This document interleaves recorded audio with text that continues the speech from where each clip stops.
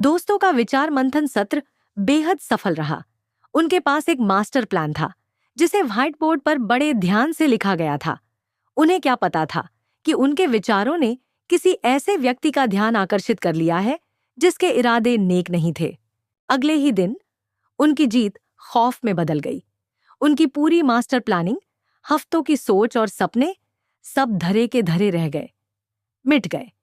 जश्न बस समय के खिलाफ एक दौड़ और एक रहस्यमय विध्वंसक के खिलाफ लड़ाई बन गया था।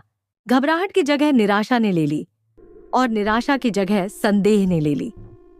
जैसे जैसे वे अपनी खोई हुई योजना को ढूंढने की कोशिश कर रहे थे, हालात के दबाव ने उनकी दोस्ती में दरार डाल दी।